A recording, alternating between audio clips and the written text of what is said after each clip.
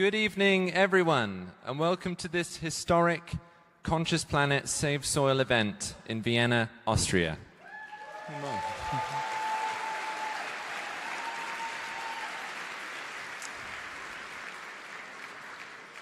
We hope to take a moment to highlight the significance of this event and the Save Soil movement that Sadhguru is launching. Rather than a doomsday calling, the Save Soil movement is a rallying call. We have a window of opportunity to be the generation that brought ourselves back from the brink, rather than the ones that fell through this important time period. With this in mind, Sadhguru is on a 100-day journey across nations as a lone motorcyclist, meeting global leaders, influencers, citizens, and their elected representatives to raise awareness and restore soil health. Are we with him? Wow.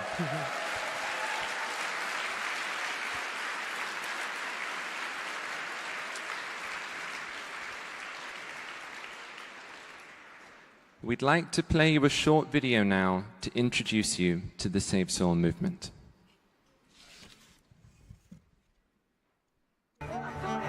We are talking about climate change, carbon emissions, and global warming and various other aspects. But we are not addressing soil. Soil is the habitat upon which zillions of lives thrive. Once there is no richness in soil, then you have forsaken the planet in many ways.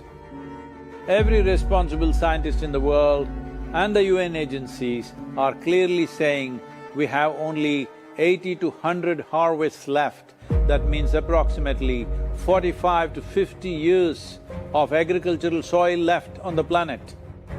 By 2045, we will be producing 40% less food than what we are producing right now, and our populations will be 9.3 billion people. The food shortages that could manifest in the next 25 years, the consequences of that is unimaginable. Civil wars will unfold across the world once there is food shortage. What we are facing now is soil extinction.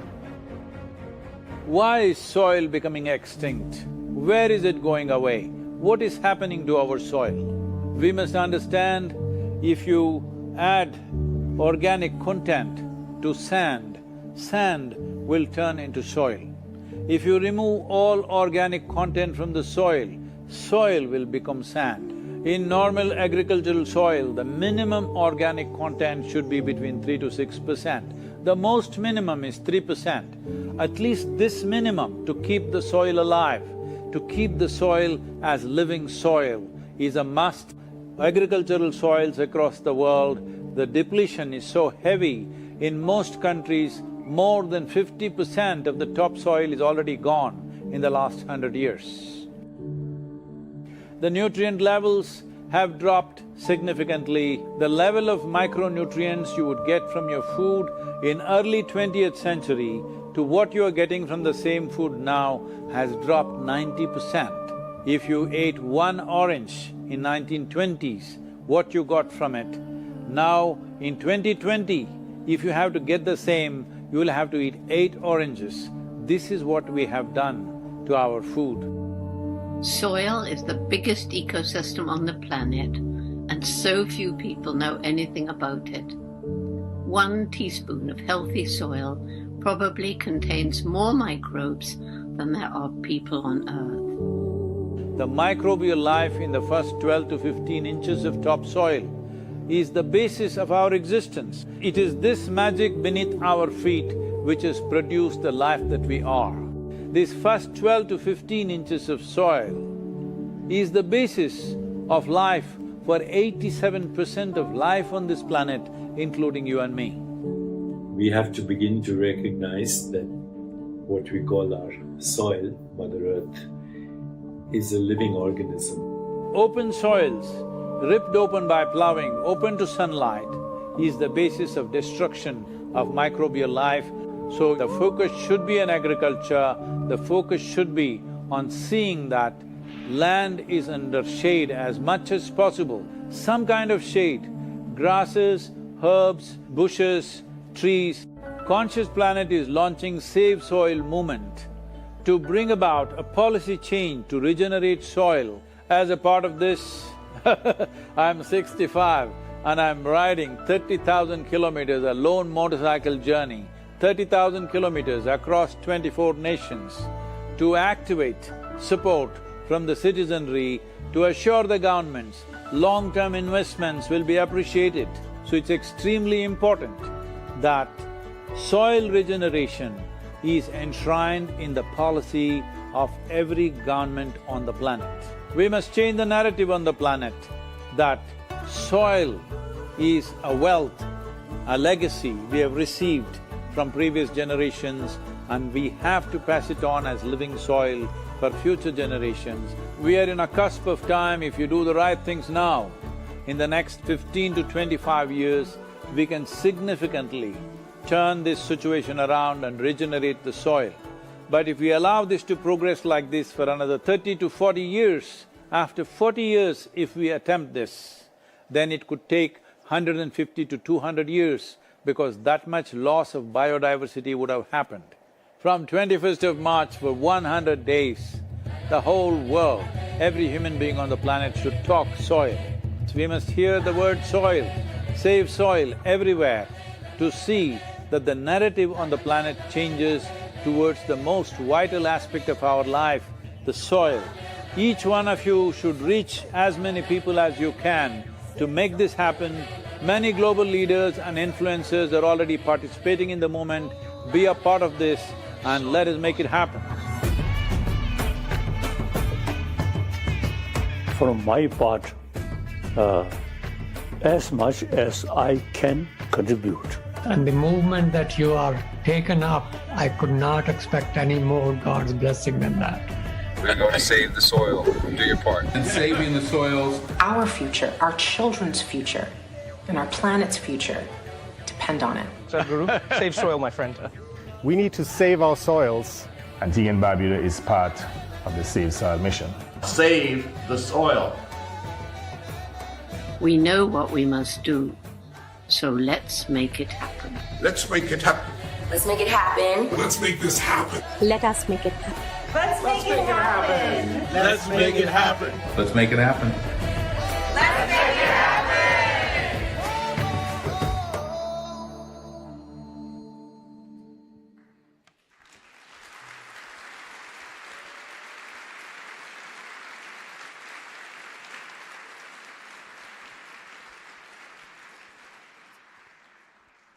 Sustainability is an issue that confronts us more now than in any other time period.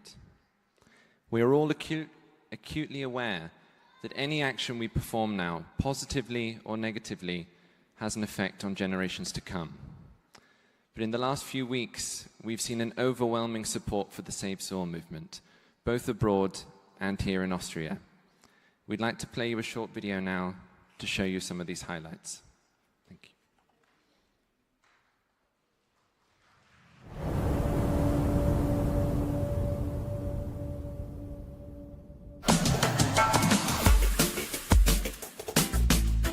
It's a great pleasure for me, these beautiful nations, these pearls of the ocean, which are the Caribbean nations, are going for this first. Soil is not a separate subject. If we are interested in health, if we are interested in agriculture, if we are interested in the well-being of the citizens of today and the unborn child of tomorrow, attending to soil right now, attending to the soil biodiversity right now, this is a must-do thing in our life. Soil.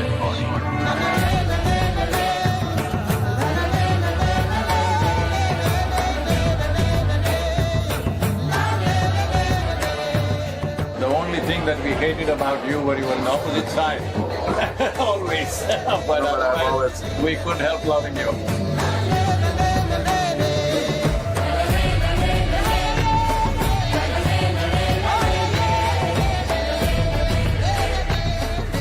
We are at a cusp of time right now. If we act now, if we bring in the policies and start implementing this, in the next 12 to 15 years, we can make a significant turnaround. So this memorandum of understanding that we are signing, it will also bring some technical assistance to the Caribbean region.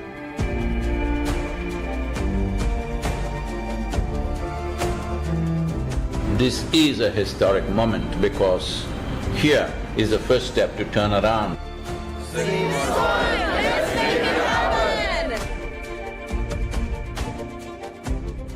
Sadhguru, welcome to the Daily Show. Wonderful.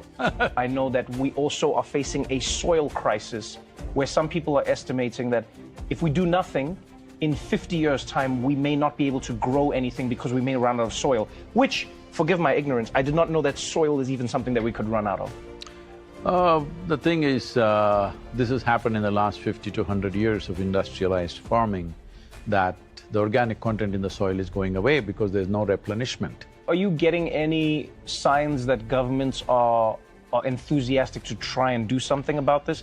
See, in the last 2 years, I've been talking to various country heads, various politicians, political parties. We have written to 730 political parties on the planet to make sure that they include soil and ecology as a part of their election manifestos, as their political philosophy. Whatever they believe in, right, left, center, whatever they are, soil is one thing which is a common factor for all of us. We're always looking at what divides us. It's time, if you don't understand the consciousness of this cosmos and stuff like that, at least you understand you come from the soil, you live off the soil, when you die you go back to the soil, that much you get it. So this is something that you're very concerned about, and rightly so, that there's a problem with the topsoil in America. 50% of the American farmers have not seen a dollar in the last 12 years. And the highest suicide rate among all professions is among the farming community in the United States. I don't want to be that one who didn't care enough to do something which matters, because right now we are consuming the soil and food that belongs to the unborn child. This is a crime against humanity. I hear you. Let's make it happen. Let's make it happen.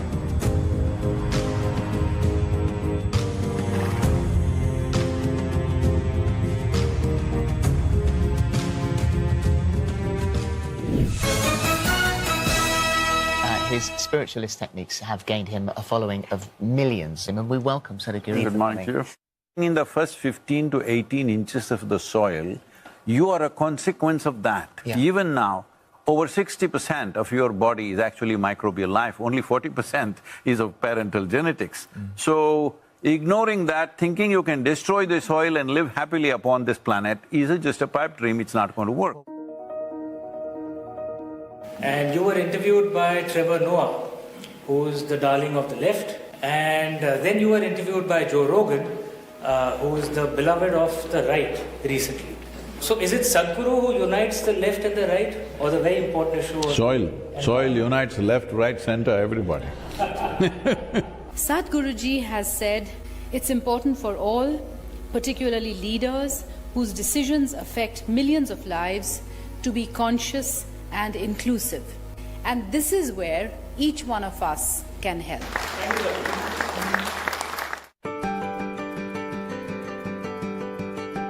How are we going to make farming more respectable and more profitable as well? When I go to the farmer, we are only talking economics.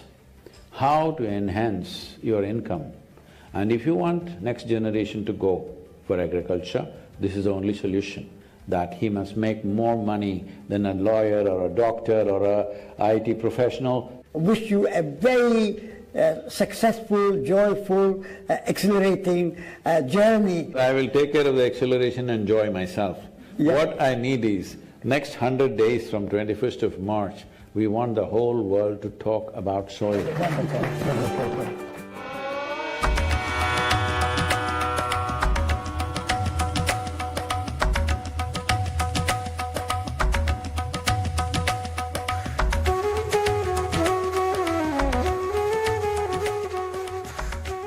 We're looking at how can we involve women as leaders in climate action. When this motorcycle journey is being flagged off, we are making a 7 or 8-year-old little girl flag it off. Unfortunately, adults have come to this place where if I see him, I will see what country he belongs to, what race is he, what religion is he, what caste is he, what creed is he, all this nonsense. But when they see a child, a girl child, I believe people's hearts will become a little more tender. If you want to say, I love you to your child, you must just say save soil, because it is a more committed way of saying I love you. Sadhguru's gift of making a systemic issue so personal to each and one of us of this room, and the generational responsibility so relevant for everyone. You know, it's shocking and unnerving. We need to take this up and save the soil and act more sensibly and responsibly. It's an extraordinary campaign. It echoes what we in the Commonwealth have been aspiring to do for a number of years.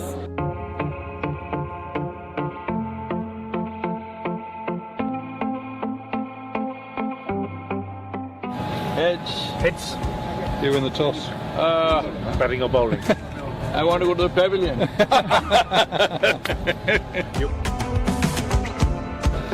Hey, catch me a bit of that. Where's your hero? Take a picture next to Kapil.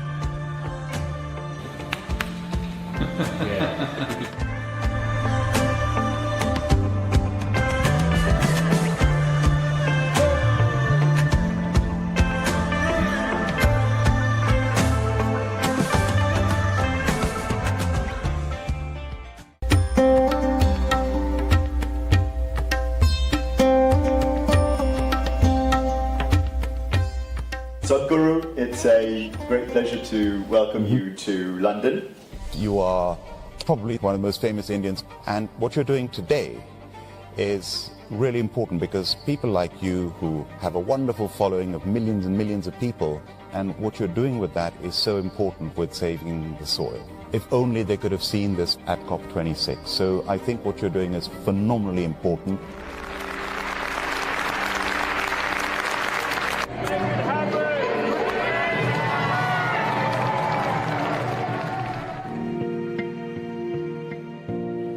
In the last 20 years, over 300,000 farmers have committed suicide. If this doesn't wake you up, what else I'm asking? What else needs to happen? You think of what that one man did, Nelson Mandela, and he changed the world. So, Sadhguru, you have the ability to change the world for the better. And I was at COP26. I spoke at about 30 different events. Not one person mentioned soil. No one. This many people, 6,000 people, with today's technology available, various platforms available, if you make up your mind, you yourself can reach 3 to 4 million people. Yes or no? So now, when you say such a big yes, now the question is only will you do it or not? Will you make it happen? In case I don't make it, you must make it happen. The young people here should stand up and make it happen.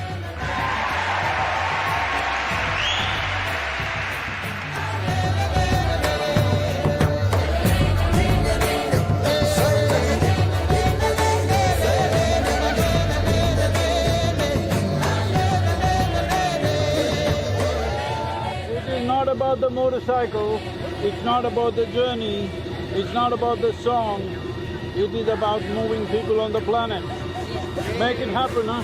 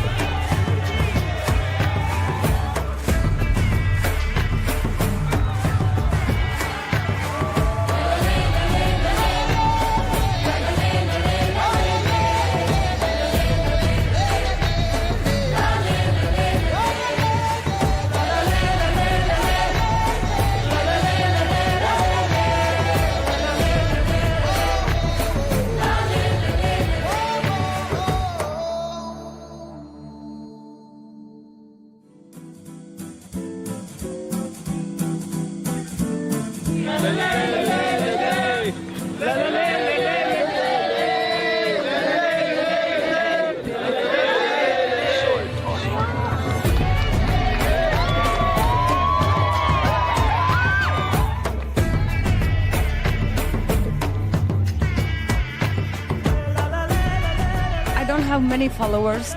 What is the thing I can do to help to save the soil?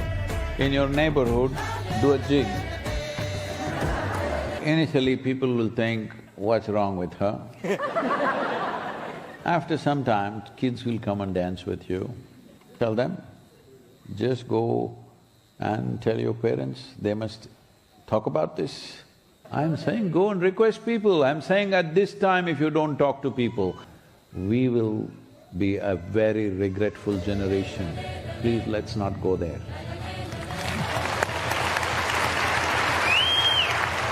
I think if we all contribute, then we have a really strong voice. Save soil.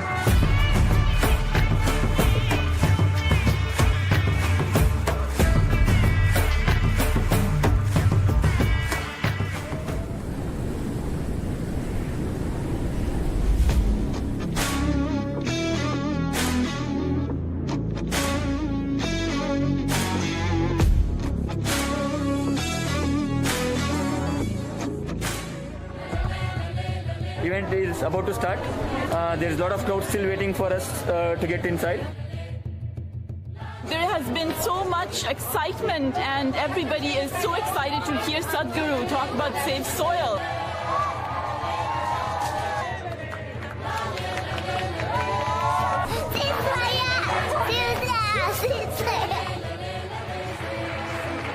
was absolutely overwhelming, and I was so honored to have the opportunity. First of all, just to meet Sadhguru was a huge honor.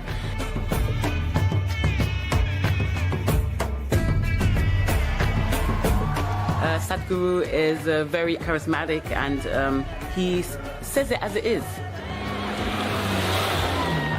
I want all graffiti artists, to whatever walls that you have, make sure that you use this. This is our time. This is our time on the planet. What we do here is our business. Let's do the right things and save soil, and let's make it happen.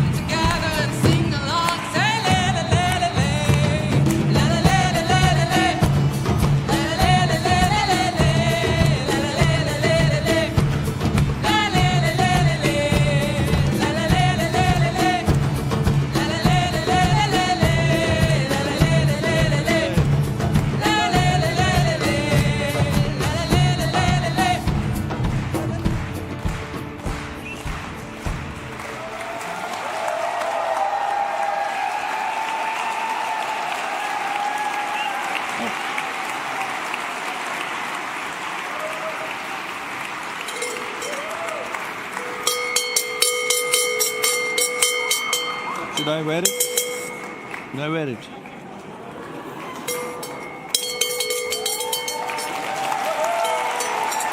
Thank you.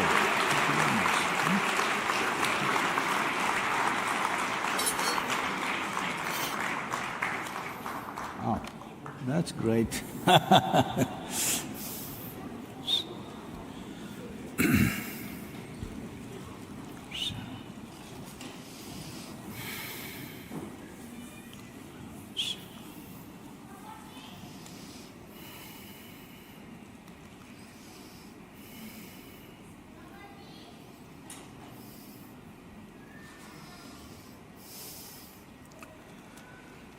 Kala na janati tava jananam, kala na janati tava samapanam, drushto maya tava mahakaraha yogeshwara Kala Kala Yogeshwara Kala Kala. Namaskaram and good evening to all of you.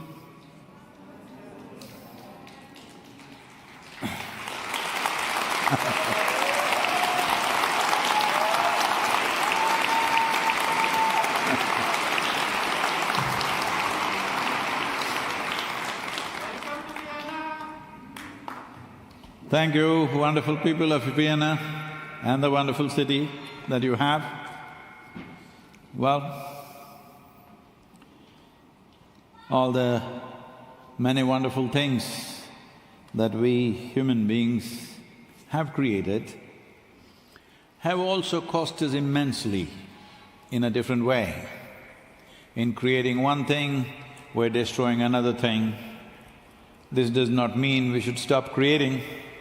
We just have to be a little more transformed in the way we create things, that's all.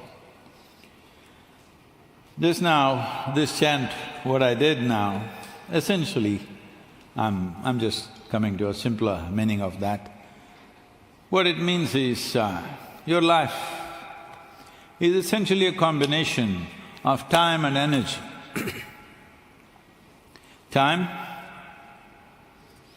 as you sit here, for all of us it's rolling at the same pace. Hey, are you a pirate? Okay. No, please show who I'm talking about, come on. Be seen, man, come on. They won't know why I made that comment. Yeah.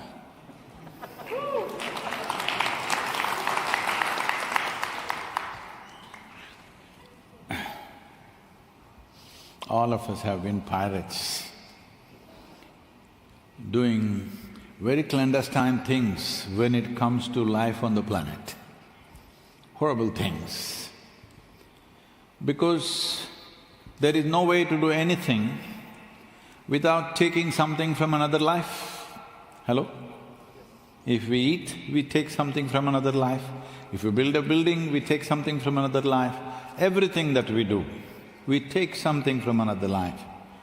Only thing is, are we conscious that we are doing such a thing? If we were conscious, just our humanity would function in such a way that we would do it a little more gently. We cannot avoid it completely, but at least we would do it a little more gently. And doing that little more gently has become very important now, because as we sit here, our time is rolling out. Did it ever happen to you that you felt one day was wasted, so you rewound that day and you lived it again? Hello? You did? You did rewind time. Oh, then you will be still thinking you're 18, but you will become 80 if you keep on rewinding and thinking, it's my 18th birthday. Well, it'll be 80th birthday and you won't know, that's a problem. Nobody can rewind time, it's rolling away. Hello? Not 1 minute can we rewind. So there is another ingredient which makes our life. You want me to sit down or walk around and talk, it's okay. I could even come there, but I heard you have 50,000 cases going in the city.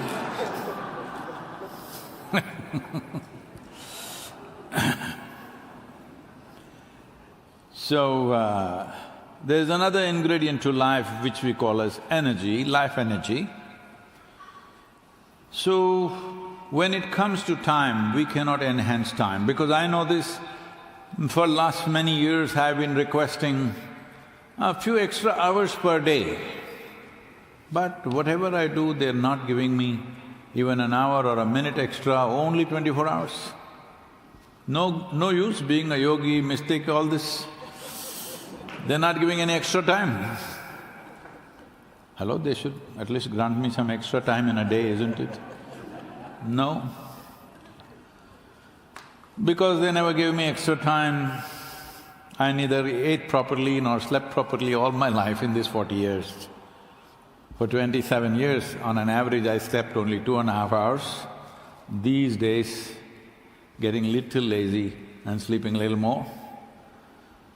So, because they didn't give me extra time, various other things are always in little crazy. But there is another aspect to you which is called as life energy. If you manage this well, if you keep this in full intensity, you will see what somebody does in 10 years you can do in 1 year. That means if both of them live for 100 years, you would have lived 1,000 years in terms of impact and in terms of experience. Because when it comes to life, there are only two things. One is profoundness and pleasantness of experience. As you sit here, how pleasant or how profound is your experience of life?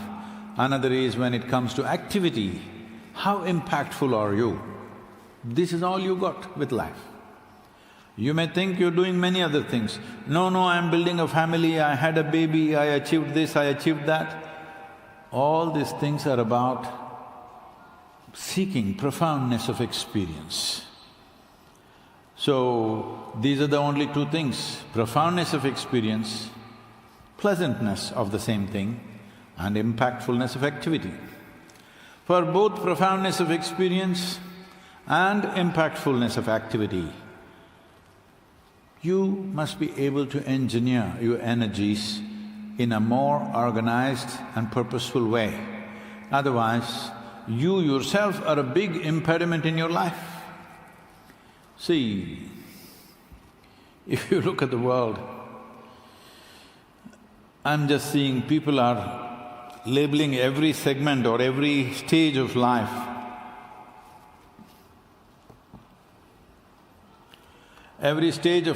as a problem. Infancy is a problem because you are like this, you can't crawl, you can't walk, that's one problem. Toddler, diaper problem. Teenager, hormonal problem. Middle age, crisis. Old age, horrible. Death, everything is bad. No, this is the nature of life, nothing is bad or good about it. You can make it whichever way you want. There's nothing good about life, there's nothing bad about life. It's a spectacular phenomena. If you ride it, it is fantastic. If you get crushed by it, it's a terrible thing. Now, when was the last time somebody came and stabbed you with a dagger? Yeah. Hasn't happened. No, hasn't happened, even to you. It didn't happen. They haven't even poked you with a pin in a long time. I poked myself with them. Okay. No, I'm not talking about the vaccine.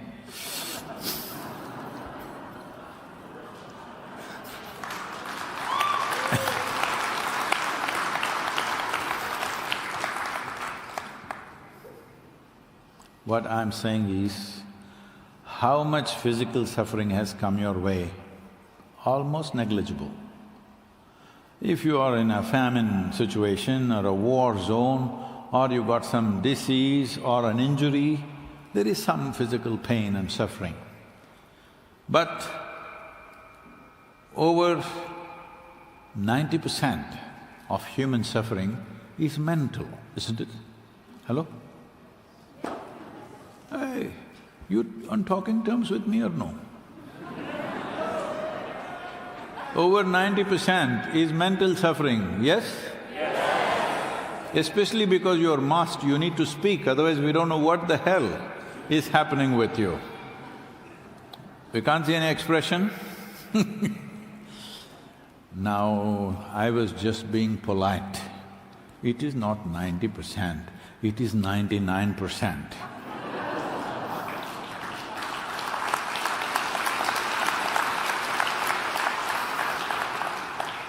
99% of human suffering is mental. And people think they have a right to suffer. Of course, you have a right to suffer, you have a right to die, but life is a phenomena that you cannot recreate. When it's there, you can ride it, otherwise you miss it. Isn't it so? Hello? So, what is this suffering about? Well, we'll leave the physical suffering, that needs to be handled differently. In case disease, injury, something happened, we have to deal with it differently. That's a different aspect of life. Mental suffering means, essentially, you're suffering your own intelligence, that's all it is. Really, if we remove half your brain, you will be very peaceful. Yes, I'm telling you, you will be. If you had the brain of an earthworm, you would be peaceful and also eco-friendly. Yes or no?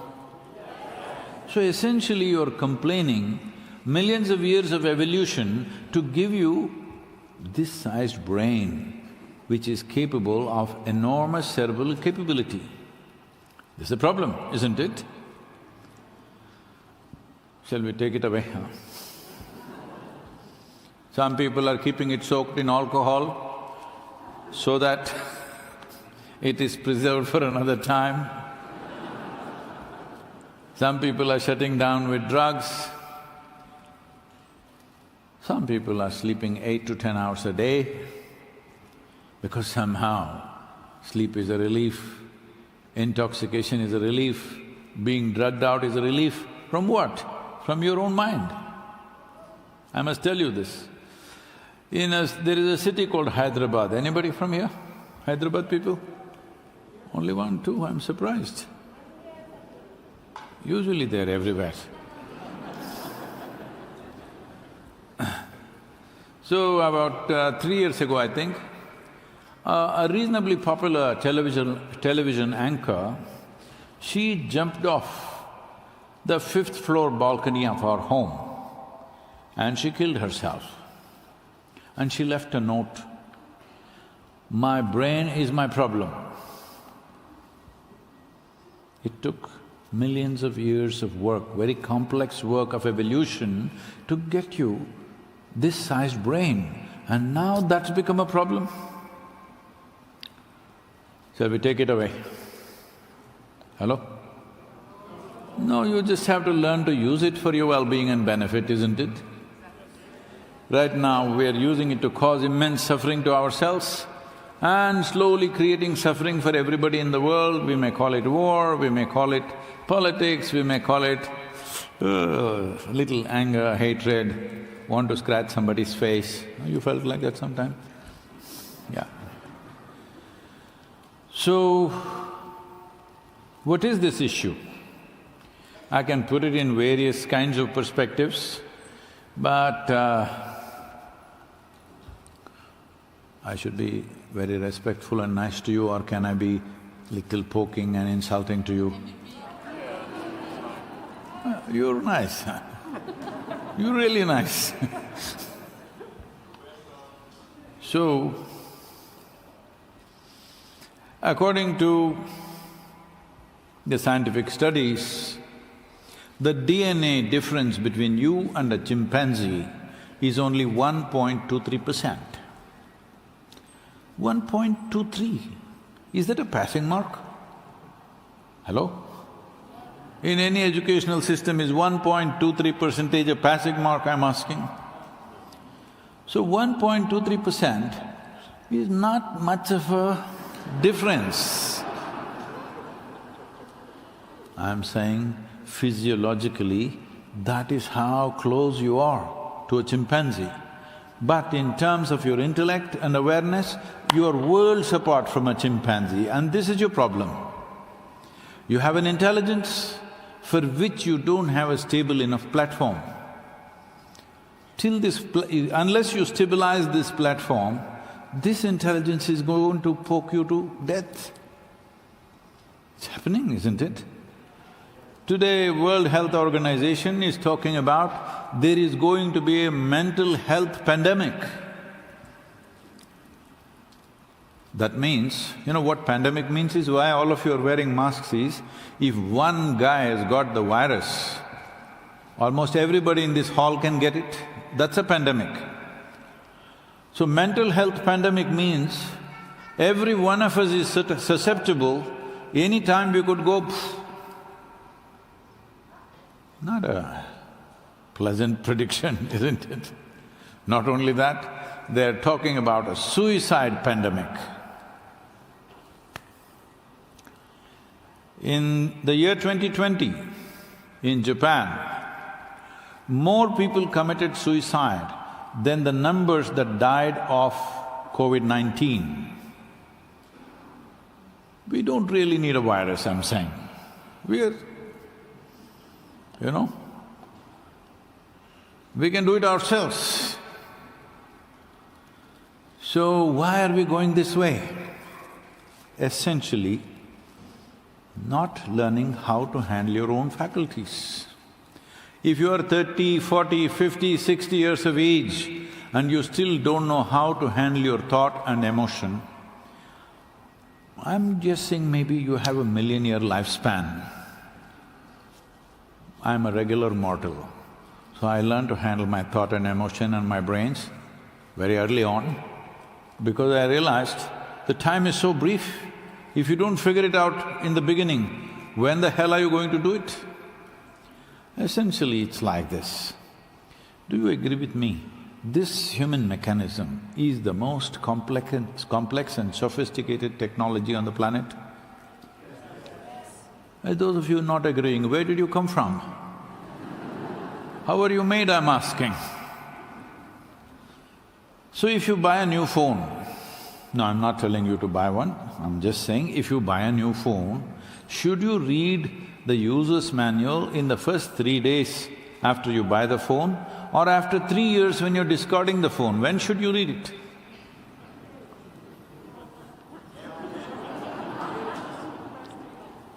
When should you read it? As early as possible, because if you want to use this gadget well, the more you know about it, the better you can use it. Why is that not true with this? The more you know about it, the better you can use it, isn't it? So this… somebody's phone is buzzing out here.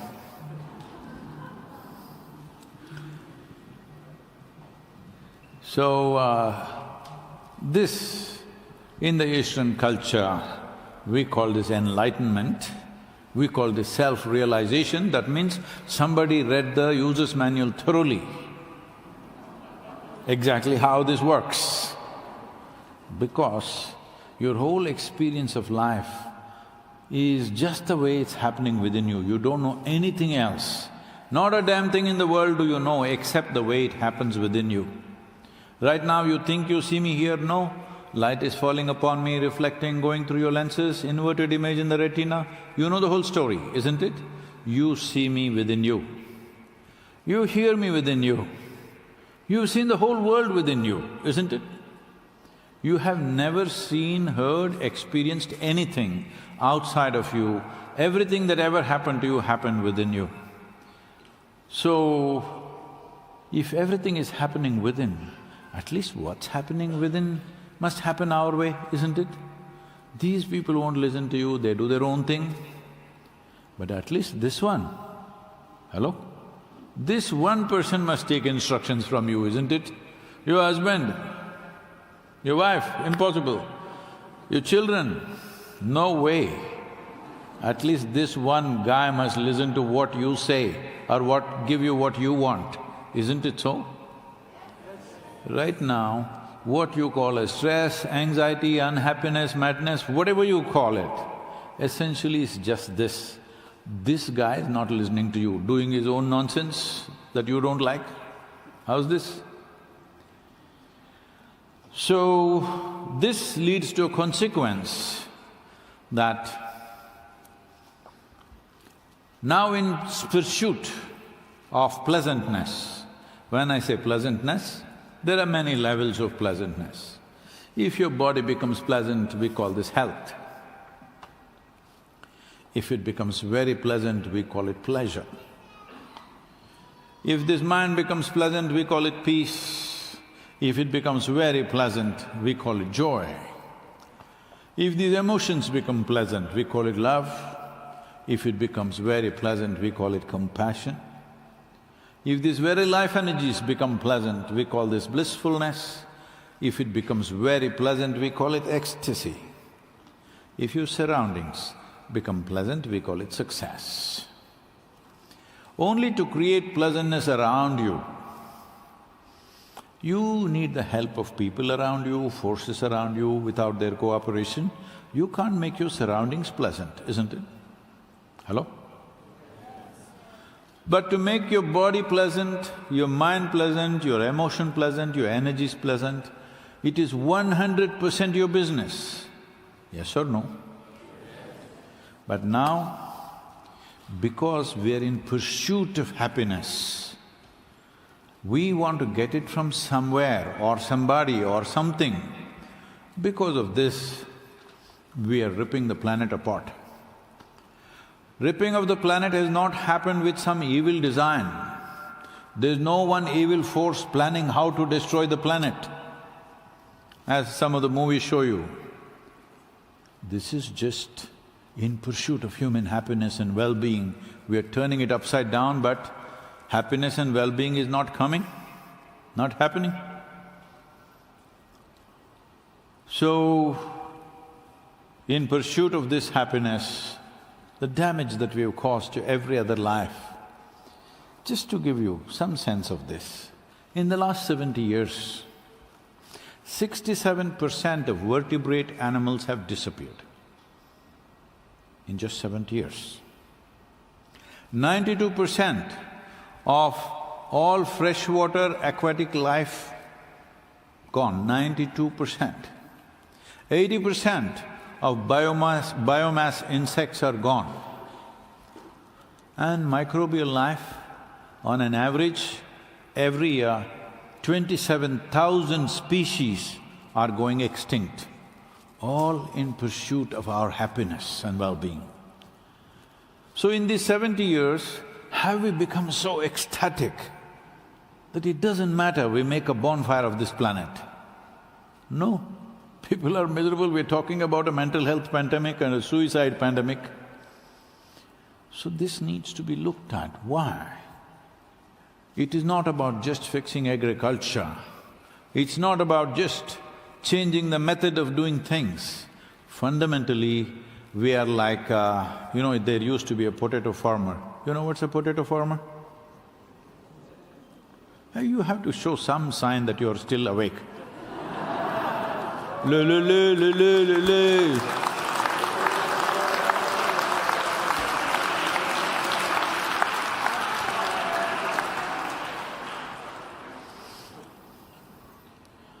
I am the one who should be sitting like this, because I've been riding. In 7 days, I'm in 5 different nations, and whole day I've been in non-stop meetings, talking endlessly. I am the one who should sit back and listen to you, okay? You are all young people doing this. Okay, whenever I say boom, you must say boom, okay? Boom. Better. So, there was a potato farmer. One day he wanted to eat apples. He had enough of potatoes. So he went to an apple tree. But out of sheer habit, started digging for apples. He found no apples, so he went like in pursuit of happiness, how we are. Amazon. Hello? In pursuit of happiness, isn't it? Whether you're searching for people, whether you're on Facebook or Twitter or Amazon, pursuit of happiness, isn't it? Like this, he went for it. He dug up so intensely, the tree came down on him. This is exactly the human situation right now. This is not because of some evil design. People, everybody asks, Sadhguru, who did this, Sadhguru? Which is that company? Let's bash them. No, it's you and me, all right? Every one of us as a generation of people, there is no one company, one politician, one nation to beat up. We must give up that attitude because all of us are a part of it. Now your argument is, no, but he did more than me, so let's bash up his face. No, we need him also, especially if he's capable of doing more, we need that guy also to turn it around.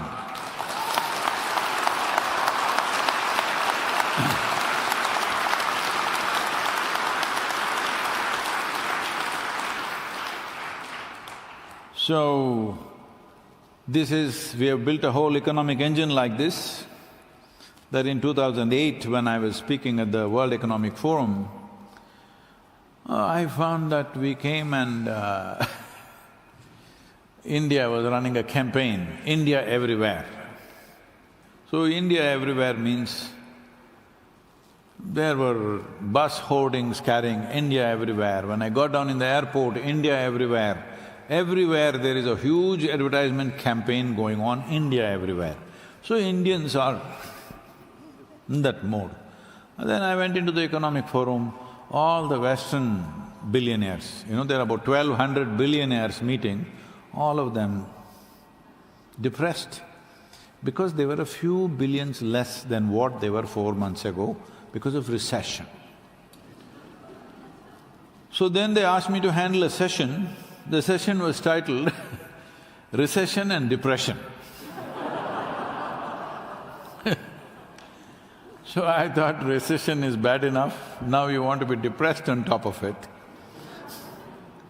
Then I told them, see, the way you built the economic engine right now, because the whole economic engine is all about, see, next month you must earn little more and spend little more. If you're not able to provide that, you must take a loan and spend. This is the economy we've created. Hello?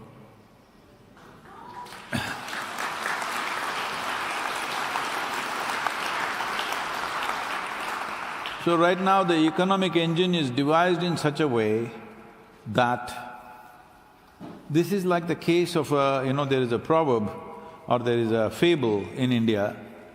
This is about a man who is sitting on the wrong end of the branch and hacking vigorously. When he succeeds, he will fall. Yes or no? Right now, our economic modules are like this. When we succeed, we will fall badly. This is what we're talking about.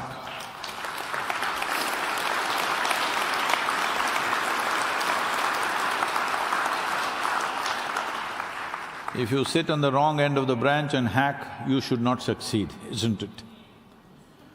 So, does it mean to say we should not have economic development? Does it mean to say we should not do anything? That's not the point. The point is that Earth is a limited source. Either we should control our aspirations or our populations. One of these things we must do. Hello?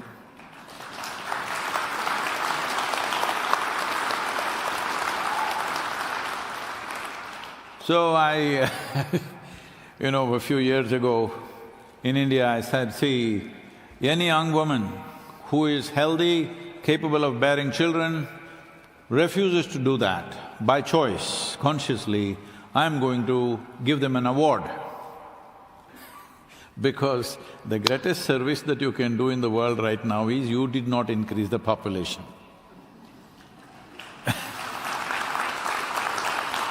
So everybody, every religious person or religious leaders at least, the Hindus, the Muslims, the Christians, everybody got at me, oh, he's trying to destroy our religion. I said, where did I destroy your religion? No, they all want more numbers. Politicians want more numbers, religions want more numbers. Of course, the market people want more numbers, but at what cost? When we have such brilliant minds that in Africa there are too many elephants, so every 20 years we cull them. Hello? I'm not talking about culling human beings, we are conscious people. The difference between other creatures and us is that we do the same things that animals do. We eat, they eat, we sleep, they sleep, they reproduce, we reproduce, they die, we die. The same things we do.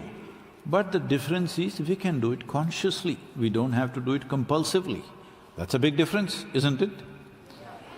So reproduction also must be conscious. Hello? And everything in life must be conscious because that is the significance of being human, that though we do the same things, we do it consciously. If you go and sit in front of… on the table, in front of your food, you can eat like that, but you sit there and eat properly because you're human. Yes or no? There's a certain aesthetic to your life only because you're capable of being conscious. If you were unconscious, then people will say, look at him, he's like an animal. You heard that? Did anybody tell you? Not you, you're a nice guy. If a man behaves very unconsciously, don't you say, he's like an animal? Because that's all the difference is. Otherwise, everything that they do, we do, everything that we do, they do, only the scale is different, isn't it? But we can do it consciously, that's the big difference. So right now, what we are talking about is even to do our agriculture a little more consciously, nothing else. We are not talking about destroying or dismantling this or that, just to do it a little more consciously. So that we don't become that potato farmer or this guy who sits on the wrong side of the branch and starts hacking it. We don't become a fool like that. Right now we are heading in that direction. As a generation of people, if we are willing to act consciously now, in the next 10 to 15 years, we can make a significant turnaround. And this is an opportunity that's available only to this generation, because the loss of biodiversity at the scale at which it is going, in another 30 to 35 years, it'll become impossible to turn this around. The damage will be too much. As a generation, we have a challenge, and as a generation, we have a privilege that we could be that generation which turned back from the brink of a disaster, or we are that generation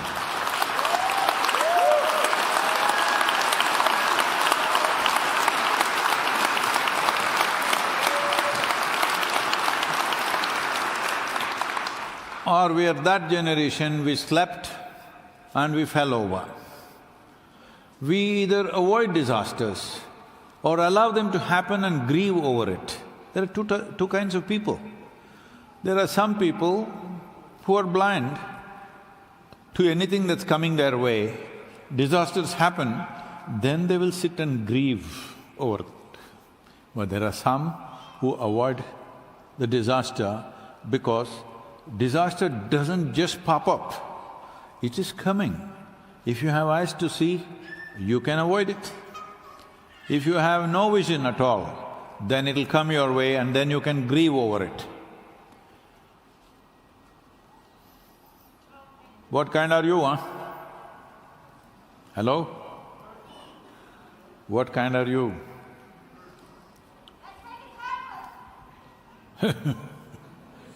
What, the disaster?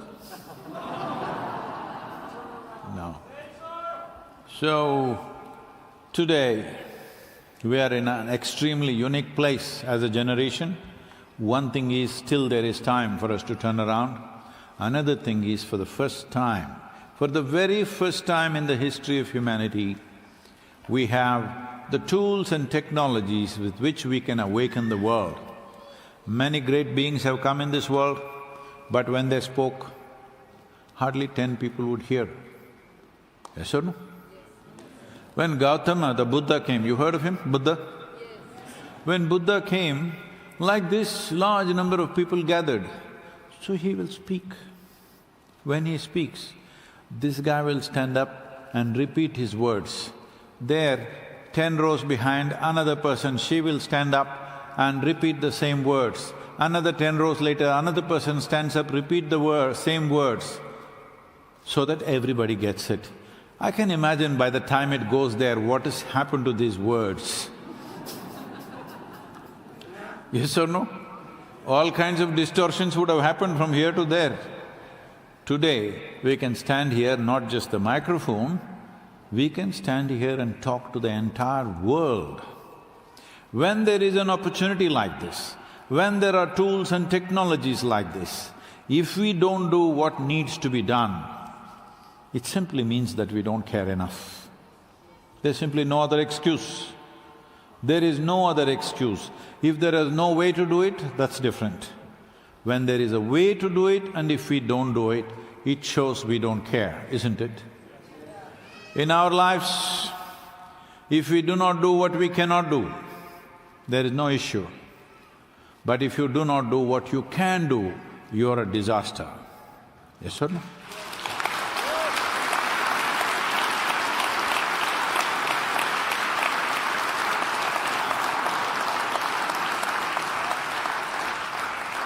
A disaster does not mean you have to be hit by a bus.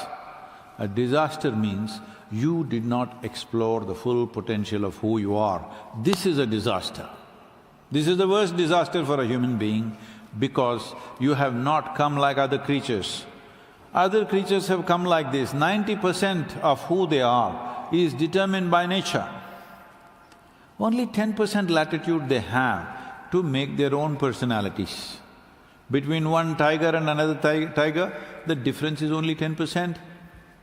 Between one dog and another in characteristics, okay, you made many of them, many varieties of them, but essentially only that much difference. 10 or 12 or 15%, whatever, it's a small band. But with a human being, we have come largely unformed. Only 10% is determined by our birth, 90% is left in our hands. This is both a privilege and a burden. What do you think it is? It's a great privilege that nature has trusted our intelligence to a point that 90% of our own making is left in our hands. This is the greatest privilege that we have as human beings.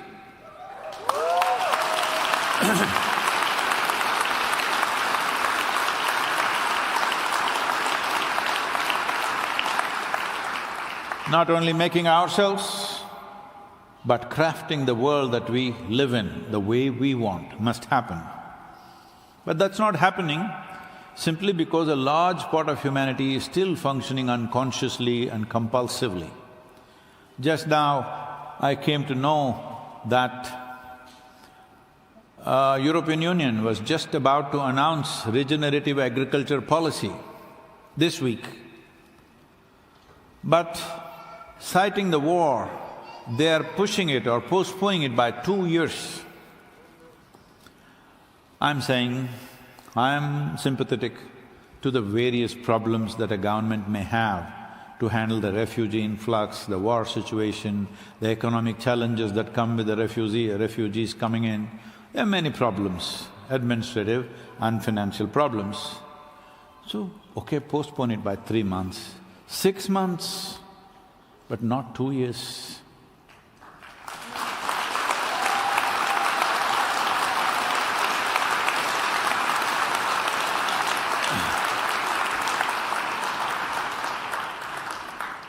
Because when has there been 2 years, if you take the cutoff as the World War II, from World War II till now, show me one period of 2 years where there was no war in this world. Continuously there has been something or the other. So 2 years is too much. This is what all of you should do. Request the European Union or your Chancellor, all of you should write, all of you know how to write. At least you know the two thumbs. Write, please. Write to your Chancellor, write to your Agriculture Minister, write to the EU. Can you write? Hello? Write to them and say, we are concerned about this. Yes, war is a terrible thing.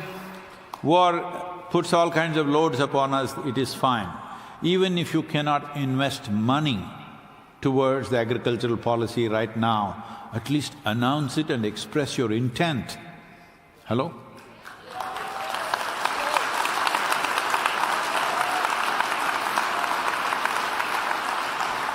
Right now, we have developed an agricultural directive or a handbook as to how to make policy in different nations, considering the latitudinal position of a given nation, the soil types which are present there. There are 14 different types of soils in the world. The soil type, the economic condition of a given nation, and the agricultural traditions of that nation. Why the agricultural traditions is? Because even if you have all the science that you want in your hands, without taking agricultural traditions into your hands, you cannot really implement anything without considering that. So, changing agricultural traditions overnight doesn't happen anywhere. So taking all this into consideration, we have made Soil Policy Directive Handbook, one for the region and one for specific nation. For all the 192 nations, we have made a policy directive.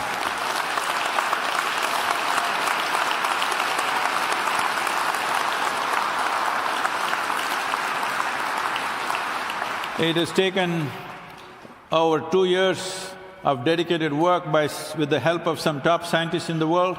We put this together. This must reach your leadership. Suddenly everybody is talking about war. All the meetings that are set up are not happening because they're saying they're busy with the war. Yes, I know war is an important thing, but it's such an important thing that we can do without in our lives.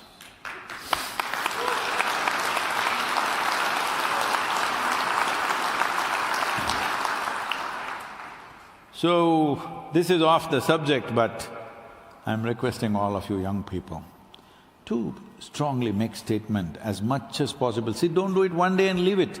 Nothing happens unless there's a relentless commitment. Wars and wars have happened. Well, you guys in Europe are quite war experts, really. World War I, World War II, did you not see enough misery? Hello? Human beings should not be exposed to such horrors, but people were put through that. But at the end of World War II, everybody came to some kind of wisdom and said, never again we will fight wars. So we formed League of Nations, then we made the United Nations and thought we have a world body through which we will negotiate, not really shoot at each other. But since World War II, how many major wars around the world? Then we thought when the year 2000 came, we said 20th century is a horrible century full of wars. 21st century is the age of technology, it is the information age. We're not going to fight, we will only tweet. But since 2000, how many terribly destructive wars across the world? So one thing that you must aim at, you can't stop these people from fighting, but you must at least aim at this much. Today I went into that museum quarter in your city. They were saying there used to be over 2,000 horses for the cavalry. I said this would be a good idea. Once again you bring horses and swords, at least don't use these terrible technological weapons which are mass destruction literally. And you're also going about calling them smart bombs. The dumbest thing you can do is drop a bomb on a group of people who are sitting here unaware of what the hell is happening. Hello?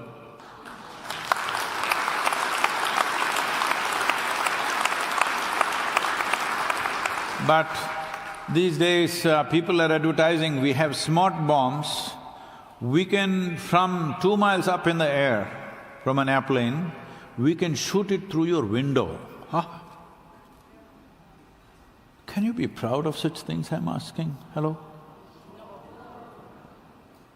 So the young people should demand, doesn't matter what disasters we have done till now, at least from here on, cutting-edge technology should not go into military weaponry. This you must pitch for.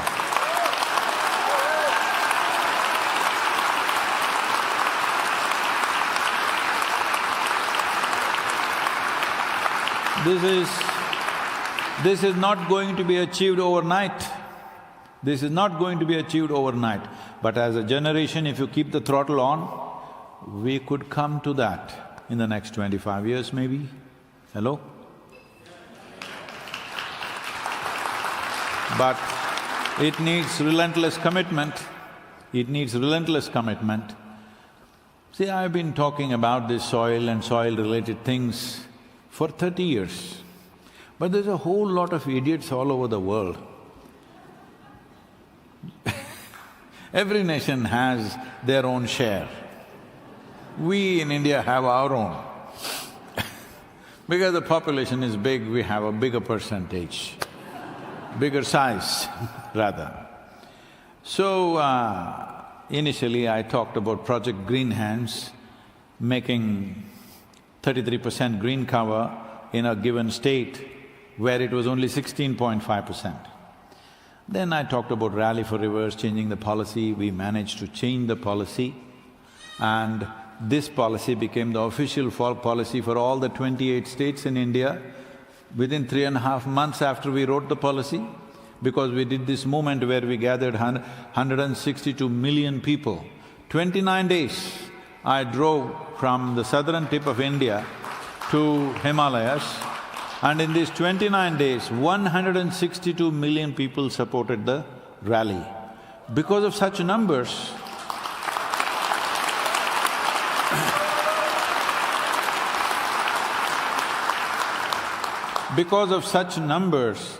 no democratic government can ever ignore that. Within 3.5 months, it became the policy. Then once the policy correction happened, then I saw only 6 states were proactively going for it, the remaining waiting for a disaster to happen, you know. Lot of people like to act only after the disaster has happened. Something needs to happen, something terrible needs to happen, otherwise they won't get up and do anything. So anyway, that's going on. At least 6 states got into proactive action. But I knew that we had to manifest a strong model to show them that it works. 25 years we've been working this, hundreds and thousands of farmers, we shifted them into tree-based agriculture, the organic content in the soil went up significantly, farmers' income went up 300 to 800% in about 7 to 8 years' time, and the water tables came up. Looking at the success of this Kaveri Calling project, which covers 83,000 square kilometers of land and 5.2 million farmers who live and work there, the Karnataka government, that is one of the states there, asked us to do the entire state. But the central government went further and made detailed project reports for 13 river basins, a replica of the Kaveri Calling what we're doing. So that was on for some time now, we've been trying to see what they will do. Just about 5 days ago, the government of India announced a budget of $2.5 billion towards these 13 river projects.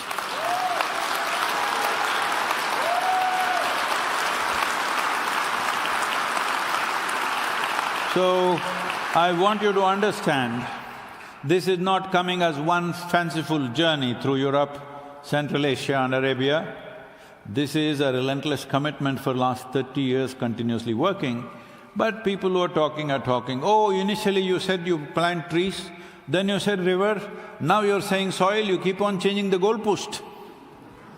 So, hey, you idiot, when I said planting a tree, were you planning to plant it on your head? When I said planting a tree, we were talking about soil. When we were talking about soil, when we were talking about water, we were talking about soil.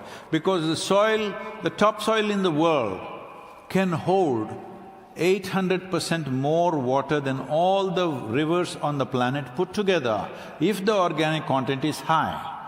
Today, if you raise the organic content to 8 to 10%, your irrigation requirement across the world will come down to 30% of what it is right now. If you're using 100 liters, it will come down to 30 liters. If you raise it to 12 to 15%, your irrigation requirement will come down to 10 to 15%. From 100 liters, it can come down to 15 liters. So, you cannot talk about water, air, environment without talking about soil, because soil is the base from which everything happens.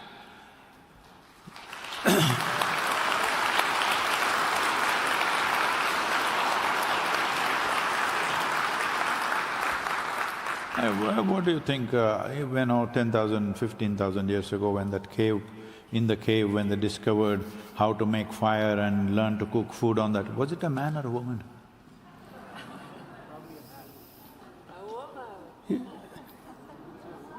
She's not married. Anyway, it was a man or a woman, we can't decide. Normally it is said it's a caveman. Whoever discovered how to cook food with fire made a phenomenal difference, isn't it? Yes or no? But over nearly 1 billion years ago, a very smart fungi or an algae, it could be, we don't know whether it's just like man or woman, we don't know whether it's an algae or a fungi who did this first. Between the two of them, somebody discovered how to cook their food using the perpetual energy of the sun, which today we call it as photosynthesis. When photosynthesis started nearly 1 billion years ago, or before that, the oxygen content in the atmosphere of the earth was just a shade over 1%. Today it is around 21%. Only because of this, you and me are alive. Only because of this, many complex life forms have happened. But today everybody is busy talking about carbon dioxide for some reason, because most of them are WhatsApp scientists. They read 2 messages on the WhatsApp and suddenly become scientists, you know.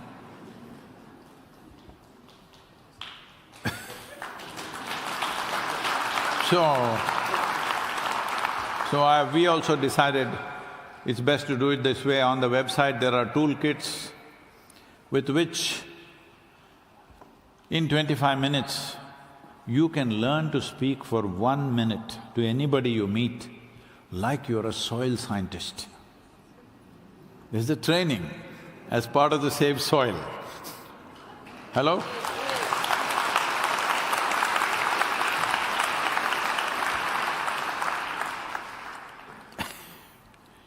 Because all kinds of idiots who have no intention of doing anything in their life, because they're perfect people, they have never made a mistake in their life because they never did anything.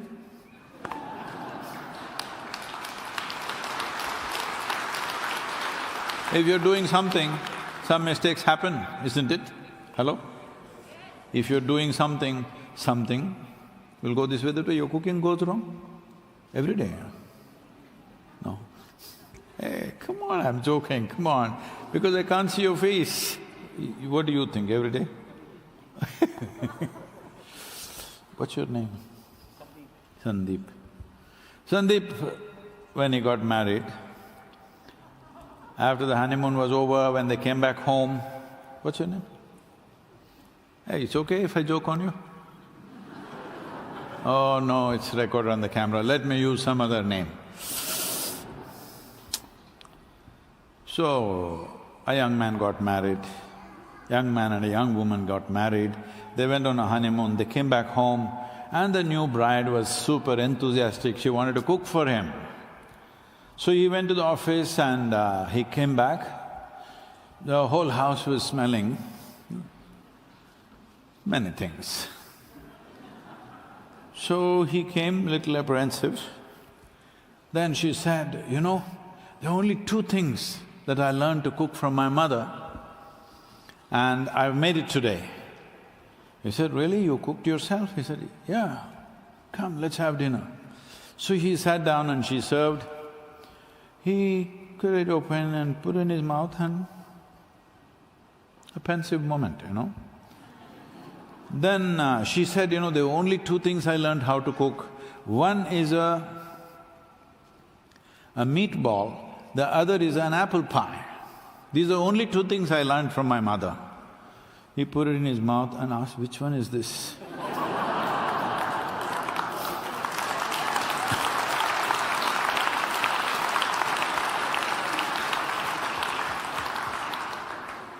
So, cooking, they started cooking with solar energy nearly 1 billion years ago. Because of that, you have this much oxygen.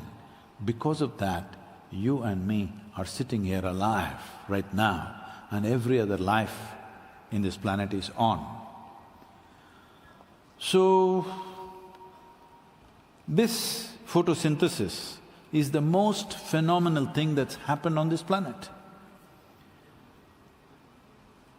But everybody is talking about carbon, nobody is talking about oxygen anymore, because carbon is fashionable. And all these online scientists, if you utter the word carbon, they say, oh, poison, poison, beat it down. No, we are all carbon life, aren't we? Hello? Every life on this planet that you see is made of carbon. What you call as life here is just a cycle of carbon that's going on.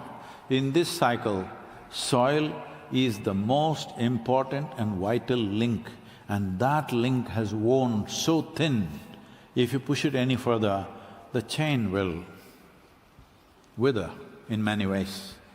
That's what we're talking about when we say save soil, because if we don't do it now, we will be jeopardizing human life on the planet first. Other lives, unfortunately, people have been taught that every other life is here only to serve us. You do one thing, go and ask an ant, "Are you here to serve me?" He will make you hop. Go and ask a bumblebee, put your nose into the beehive and ask, "Are you here to serve me? Make honey for me. Are you my honey maker?" You know what'll happen to you. Everybody, every one of them. I've spent so much time in the jungles, what I see is every one of them have a complete life of their own systems of living, their own understanding, unbelievable, unbelievable. Termites, I went into really looking at termites, I couldn't believe it. What they're doing and the level of organization and their traffic control. Incredible, really. And if you don't know this, in many places, if a termite is here in this soil, do you have termites here or no? You have? Yes or no? Termites, you know. So these little boys put their hands into everything, they must know. So, the termite here, if it is there in this soil, it is capable of knowing up to 700 miles, if there is water somewhere, they will hit a tunnel and get there. There must be something, isn't it? Huh? For their life, they are very intelligent and super organized, yes or no? They can also bring down your house, that's a different matter. But for their life, they know what to do. Every animal seems to know at least how to handle their life well. It's only human beings who are so confused about everything. Hello?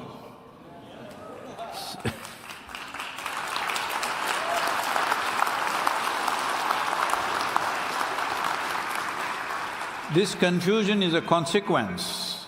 This confusion is a consequence of not learning to handle our freedom. Nature has released us from certain… for every other life, nature has put two lines. Within those lines, they must live and die. But for human beings, there's only one line. There is no top line. You can make whatever you want out of yourself, but not able to make use of it because there is not enough investment upon the individual human being. Everybody is talking about nation, race, religion, organizations and this and that. There is not enough focus on the individual. If we really want to make a change, we have to focus on you and you, isn't it? Hello?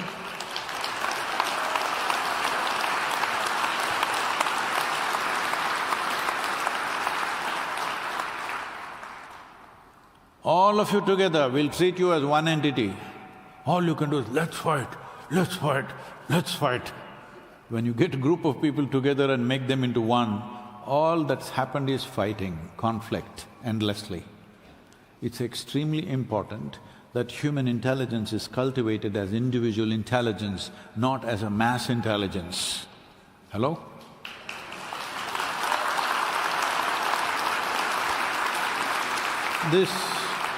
This does not mean all the hippie-looking guys are going, yeah. This does not mean each one of us doing our own freaky things.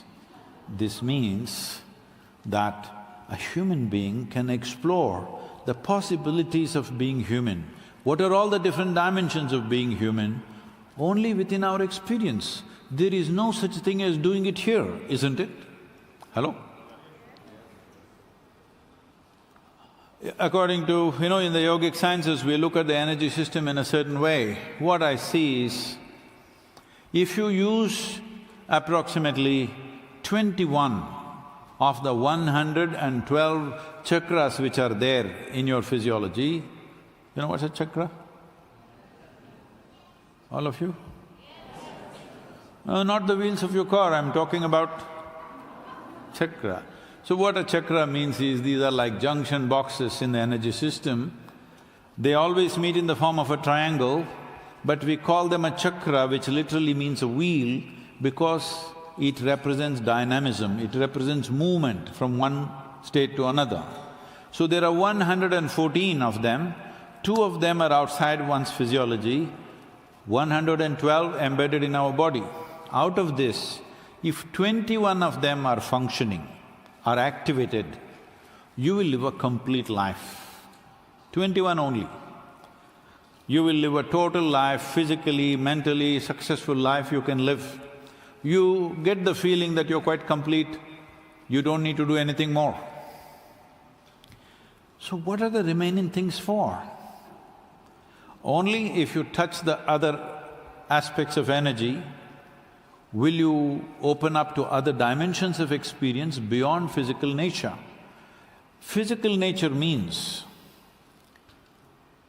so we've said this in so many ways already, your whole experience is within you, yes or no? Pain and pleasure is within you, joy and misery is within you, agony and ecstasy is within you, everything happens only within you, even light and darkness happens only within you. You take a spoon of honey and you say, it's sweet. It's not about the honey, it's your tongue. If you did not have a tongue, you won't know what the honey is, yes or no? It's a tongue which is giving you an experience. Maybe some other animal doesn't have that. If you put honey, means nothing to somebody else. So, when the whole experience of life within you, it is important to understand, if you limit your experience just to your physical self, what physical self means is, you were not born this way, were you, Save Soil boy? Huh? You were not born like this. You were born like this, now you become like this. I'm not saying anything wrong with you. All I'm saying is, how did you become like this?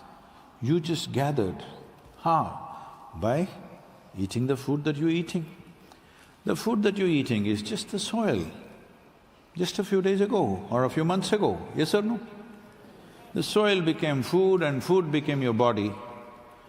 Now you're thinking, this is me. What you gather can be yours, but cannot be you, isn't it? Now, suddenly I say, this is my bell. Then you say, oh, Sadhguru's got a problem. But everybody says he's wise, so let's listen some more. After some time, I say, this is me. Then you will say, let's go.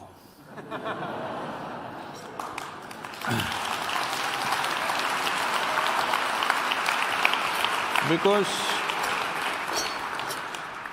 this is a clear mental case, isn't it? Hello? But every day you're doing this. Food appears on your plate, you say, this is my food, you eat it and then you say, this is me. Case or no? Only case number we have to decide. Case, isn't it? This is a case. If you believe anything that is not you to be you, it amounts to psychological impairment, yes or no? Hello? And you have a heap of food which you call as my body, you have a heap of impressions which you call as my mind, and you think that is you. Once you made this one wrong way of perceiving what you are, after that everything is a mistake. Some time ago, I think almost 7, 8 years ago, only about 4 or 5 books I've actually sat down and worked on, but over 123 or some books they've published, largely from the talks.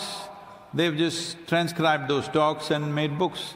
So I don't like to read my own stuff, so I don't like to read anything. It's a confession, don't tell anybody. Everybody thinks I know all the scriptures backwards. Don't tell them.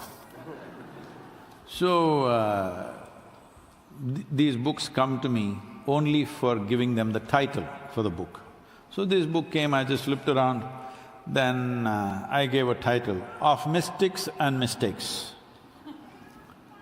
So our people said, Sadhguru, this is too much up in the face, can you give something little more gentle? I said, see, no, there are only two kinds of people in the world, mystics and mistakes. If somebody perceives everything just the way it is, you call him a mystic. So in revenge, I call you a mistake because you did not perceive it the way it is. Hello? So the moment you make this one mistake, that what is not you, you thought is you, after that everything is a mistake. Is it true you gathered this body over a period of time? Hello? What you gather can be yours, but never ever can be you. Is that so? Oh, you're enlightened,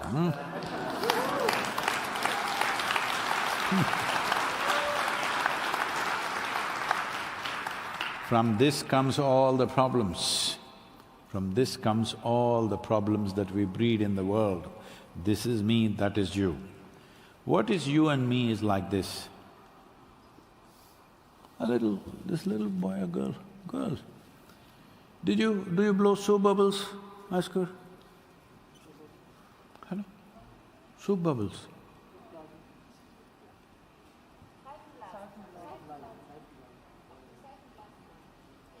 Yes, I got one. You will blow it? No? Okay, if you and me start blowing soap bubbles, your bubble came like this, my bubble came like that. Then I say, this is my bubble, big one is mine. Then it went poop. Then I don't say, this is my air, that is your air.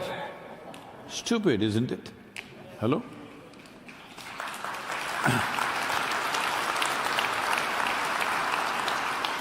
But your entire life is structured around this. This is a living cosmos. You capture little life, I capture little life. That's all it is.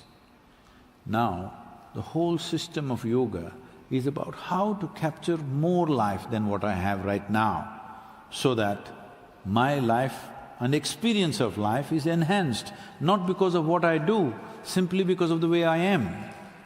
If you sit here, you must feel the significance of the life. Right now, I want you to look at this carefully. Your significance is largely in comparison with somebody. If you are wearing better clothes than somebody, you feel little more significant. If your jewelry is more expensive than theirs, you feel significant. Your car is bigger than theirs, you feel significant. Or your muscles are bigger, you feel significant, whatever nonsense. But your significance is only in other people's losses or other people's failures, isn't it so? Because it's always in comparison. This guy, I met this young person in America and I asked him, what do you want to do with your life? Sadhguru, my only thing is, I want to make $1 billion. I said, see, I can give you $1 billion if you want. He said, really? I said, yes, I can give you $1 billion. He had come with a bunch of friends. I said, I'm going to give you $1 billion, but all these friends of yours, I'm going to give each one of them $10 billion. He said, why, Sadhguru? I said, you only wanted $1 billion. No, if they don't have $1 billion and I have $1 billion, it's good. If they have 10 billion and I have only 1 billion, no good. So always, in comparison only, this is not something that you made up, because the very 5 senses that you have can perceive only in comparison. Only because there is light, if it goes off, you know what is darkness. Only because there is a man, you know what is a woman. Only because there is a day, you know what is night. Everything that you know is only by comparison. What is small and big is by comparison. If you're 6 feet tall, you are walking like a tall man, feeling like a tall man. Suddenly you walked into another society where everybody is 8 feet tall. Suddenly you become a short man. Feel like a short man, think like a short man, walk like a short man, isn't it? Hello? So what you know in comparison is not life. It is only a survival mechanism, so that you don't go and pick a fight with an elephant. Survival, you know? You're very careful, isn't it? If you pick a fight, you always pick where there is least damage. You don't go and yell at your boss, do you? You only come home and yell at somebody. You're smart. So, you know everything by comparison. By comparison, you can only know the physical aspects of life. You cannot know the basic nature of life itself. For this, you need to capture little more life, little more intense energy, so that naturally your perception goes beyond the 5 senses. If this one thing had happened, neither soil problem, nor war problem, nor any goddamn problem would exist. It has happened, but too fewer people. This is why, you know, shall I tell you my problems? You okay? You shouldn't cry, huh? This happened nearly 40 years ago. This September, it'll be 40 years. I was sitting on a small hill and suddenly I just burst into an ecstatic state. I did not know where I am, where I am not. I seemed like I was everywhere and every cell in my body was dripping ecstasy. Then I thought it's just a few minutes, but when I came out it was about 4.5 hours. Then I was a super skeptic, I'm thinking, what's happening with me? Maybe I'm going off my rocker. Then I asked my closest friends, something is happening to me, it's too fantastic. I said, hey, come on, what did you drink? What did you pop? I knew there's no point talking about it because there was no context anywhere around me to tell me what's happening to me. And I had not grown up in any spiritual tradition, I had grown up out and out, you know, wild. Do I still look wild? I'm sorry, I'm supposed to look spiritual.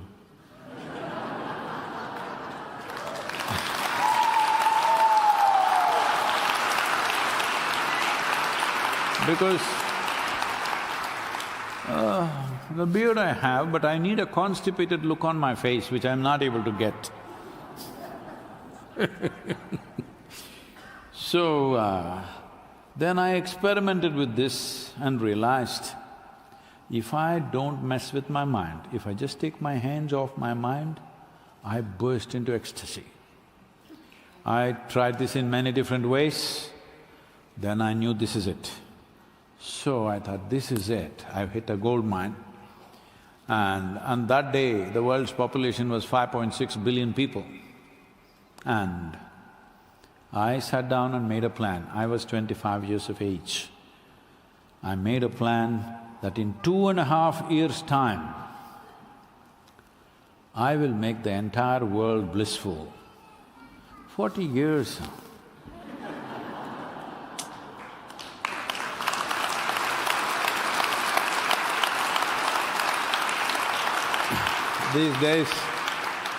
These days people are telling me to make me feel little better. Sadhguru, we have touched more than 2 billion people on the planet, you must be happy. I said, happiness is not the problem, but I am a failure, that much I know.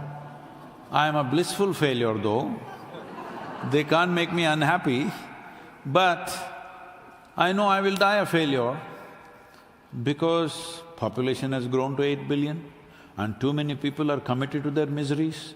Whatever you do with them, they are determined to die miserable. Hello? Are you here? Yes. Come on, don't say that. Are the miserable people here, I'm asking? Yes, sir.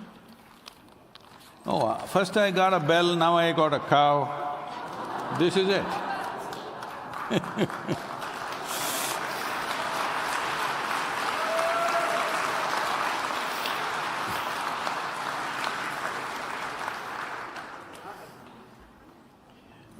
I'm on a motorcycle, otherwise I would have carried a pasture also with me. So, what I'm trying to tell you is, this life is a brief amount of time. Before you know what's happening, it'll be goddamn over. You may think, oh, I'm young, I got a lot of life. See, have you seen on a certain day, if you're very happy, you're just so happy, 24 hours, chup, went off like a moment? Have you had days like that? On another day, you're a little miserable, depressed. 24 hours feels like a eon, or at least a year. Yes or no? So only miserable people can have a long life.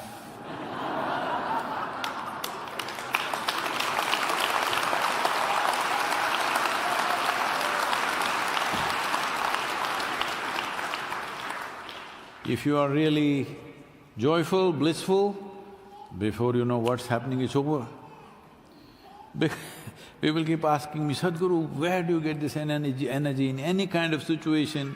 The number of projects you're running, the number of people that you talk to on a daily basis, how do you manage this? Well, I feel like I just started day before yesterday, yeah? Hello? It's just getting over so quick. The same is true with you and everybody, because if you explore human potential, then the time that you have is too little. If you just know your physical body and your silly thoughts and emotions, then it feels very long, very long. A lot of people even have to kill themselves because it's too long. Hello?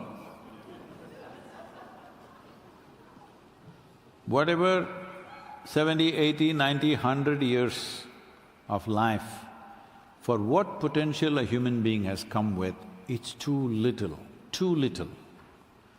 So, people ask me, Sadhguru, my dream should come true, will you bless me?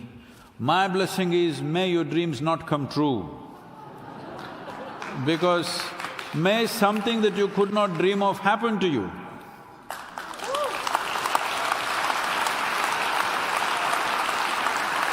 Because just look at this carefully and see, what is it that you can dream of? If you know $1, you will think of $1 billion. If you know this, you will exaggerate into that. You cannot dream of something that you do not absolutely know, isn't it? So does it mean to say that you want only the same things exaggerated? Or is it important, something that you cannot even think of should arise and happen in your life?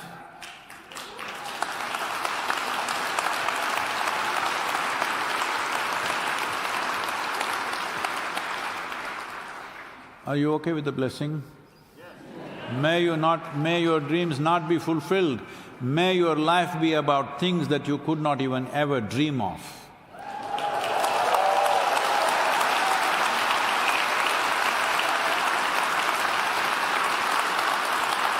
I got one more blessing. I got one more blessing, shall I do? Yes. Hello, hello? May you die as a failure in your life. Oh, what is this, Sadhguru? Yes, see, you set up a tiny little goal, do it, make it happen, and then say, I did it. This is stupid, childish.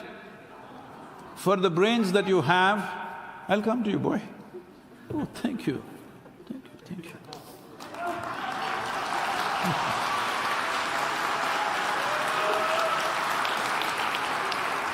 I think from Vienna I must drive a truck the rest of the route. For the brains that you have, for the intelligence that you have, for the consciousness that you're capable of, these 100 years if you live is not enough. You must die as a failure because your vision is so big. It should not be completed in such a brief amount of time. Is it okay? 2 blessings for you? But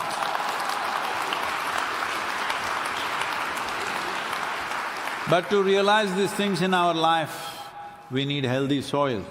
Above all, our promise to the future generations. With what is the promise that you have for these children? You may not say it to them, but essentially your promise is, I want you to live better than me. Isn't this the fundamental promise you have for your children?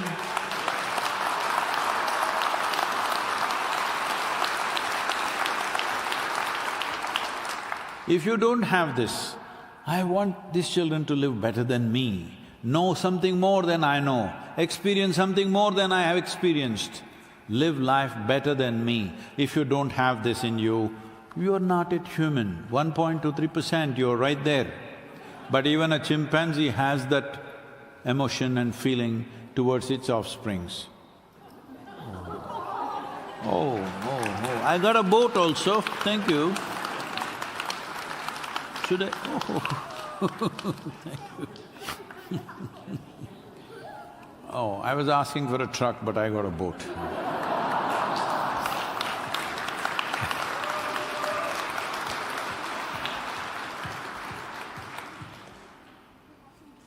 So, I'm asking you, in this hall, these 1,700 people who are here, with the modern technologies that you have and the gadgets that you have, if you make up your mind, the number… See, this time I'm aspiring very low. I'm not asking for 8 billion people, I'm only asking for 4. Hello?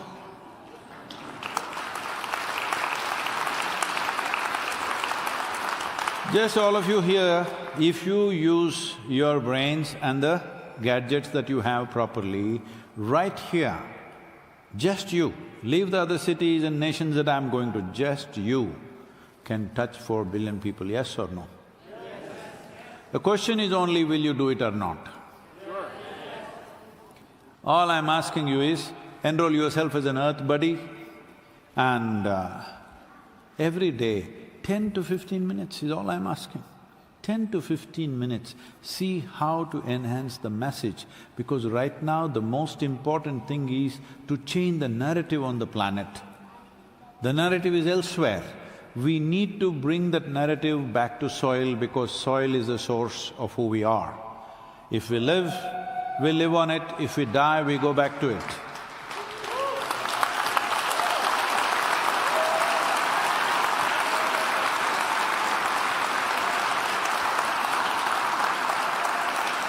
People are continuously asking me, Sadhguru, what can I do, what can I do? Shall I go fix my garden? That's wonderful of you, very cute. You fixing your garden because you're concerned about the soil in the world. Yes, it's a good thing to do, I'm not against it at all, but it's not a solution. It's very cute and wonderful of you to do that, but it's not a solution, because 71% of the world's land is under agriculture. That is where the problem is. If we don't address that now, just to give you a perspective, in this region, Germany, Czech Republic and Austria, average organic content in the soil is about 1.48%. In United States, 30% of the topsoil is gone, totally gone. It has disappeared. To create 1 inch of topsoil, it takes nearly 500 years. It's not something you can manufacture overnight and throw it out there. In India, 62% of the agricultural soil, the organic content is less than 0.5%. Across Africa, the average organic content is 0.3%. On the verge of desertification, a whole continent. If you look it up on the Google Maps, you will see, in the last 25 years, the deserts have grown by 10%. 10% of the earth's land has been desertified in just 25 years. What is your plan for your children? Just moo, I love you, I love you. This is not going to help. If you do not create a situation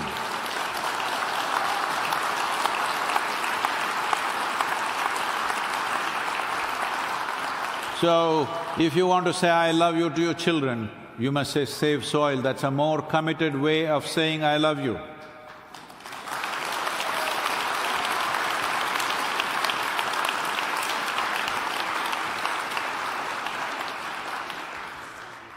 All of you must write, as I told you already, you must write to your local representative, your members of the parliament, you must write to your chancellor, you must write to whoever is in different regions. I'll come to you, I'll come to you. Yeah.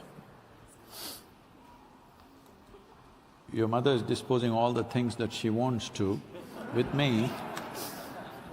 It's all right, thank you. So, you, above all, every day, can you dedicate 10 minutes to enhance the message in the world? Because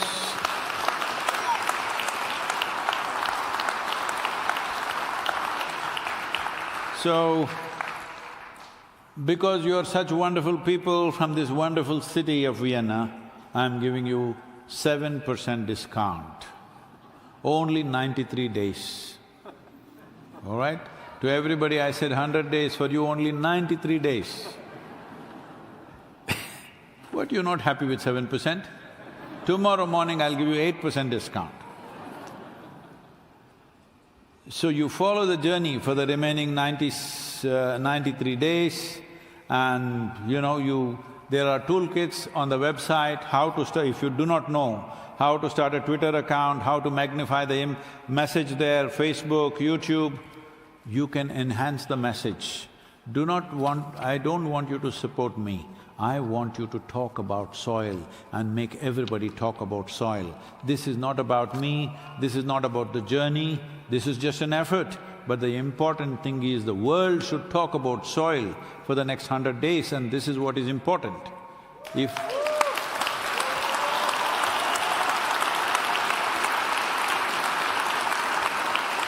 share the SaveSoil.org website with as many people as you can, especially the Save Soil message video from the homepage. Please make sure it reaches the maximum number of people, because what I see is many celebrities and influencers that I've met, they had no clue that there is a problem like this. Suddenly in the last 4 months, because of our campaign that started about 4 months ago at various levels, now there is a little bit of awareness in the influencer segment, but they had no idea. We have over 800 influencers with at least 5 million following supporting this movement right now. They will all start enhancing the message from now on. But you have a very powerful instrument in your hand. You can be a powerful influencer in the world, yes or no? Just learn to use this, So, every message that you send to anybody, whatever you do, just close it with Save Soil. This is not about me, this is not about this journey, this is about our children's future. Leaving a living soil for future generations is the most important thing we need to do. It's a generational responsibility. And make Save Soil song reverberate everywhere. You can download from the website, or you can make the Save Soil song reverberate everywhere.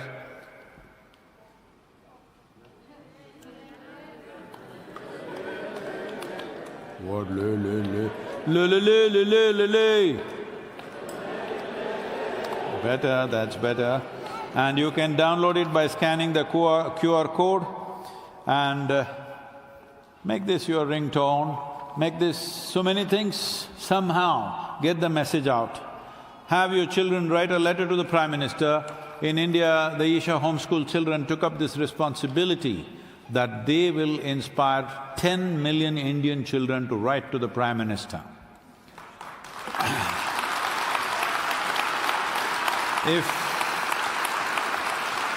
If 10 million children, when they write a letter to the Prime Minister, do you believe he can ignore that? Hello? In Austria, at least 500,000 or 1 million children, please write to the Chancellor, he will not ignore it. The problem is, till now people have not spoken responsibly, that is the only problem.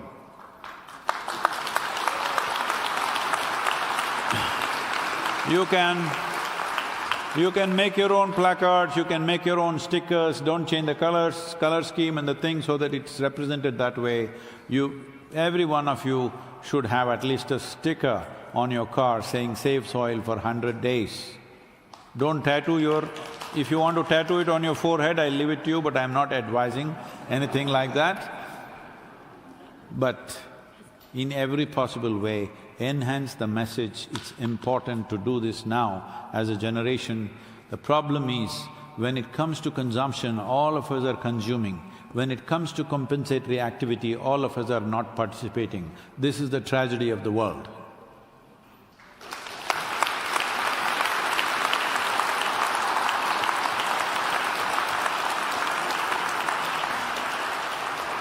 So this happened in Vienna in 1836.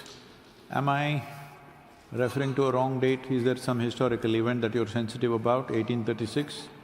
No. Okay, 1836 is a good number. In 1836 it so happened, people who lived in this city believed there are people on the moon. Because, it keeps changing colors, shades, and it looks like people are moving there.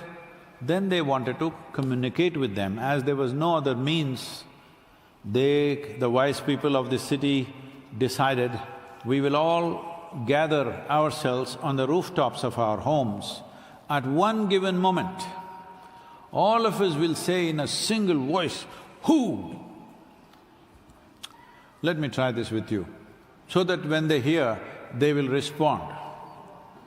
I will say 1, 2, 3, all of you should say who with all that you have, okay? 1, 2, 3. Say, you are wonderful people, you became like this. On that day in 1836, everybody gathered on the rooftops ready to say this who, but me, I'm a small person. My voice, even on the microphone, it's not getting across. If I don't say it, what's the problem? There are all these big guys, he is there, she is there, he is there. What is there if I don't say it? It's a unique moment, all of them are going to say who, the entire city. So I just kept quiet.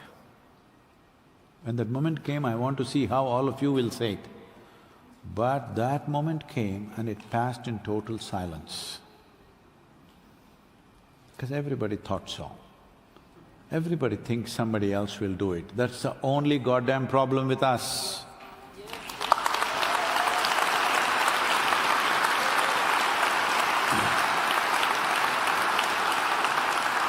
So Vienna, all of you young people,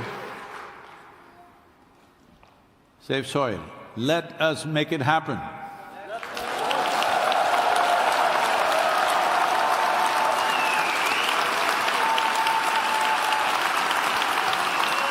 We will play the anthem. Please play the anthem. Where is it? La la la la la la la. La la la la la la la. La la la la la la. This very body is soil. My body, your body, everybody is just soil body.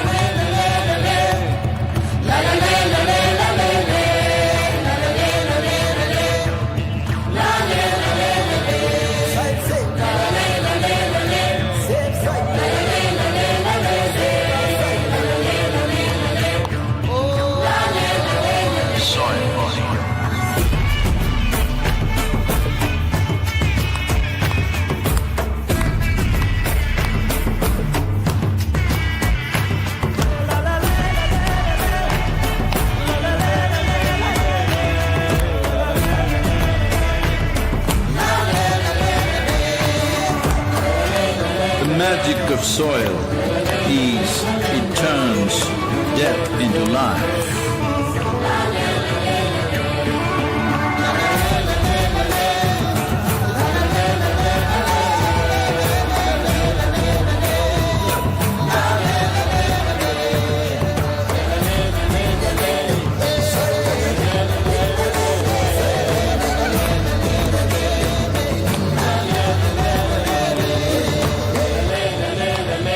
Depleted soils will not quench the fire of hunger. Unquenched hunger can burn the very world. This is a generational responsibility. Save soil. Let's make it happen.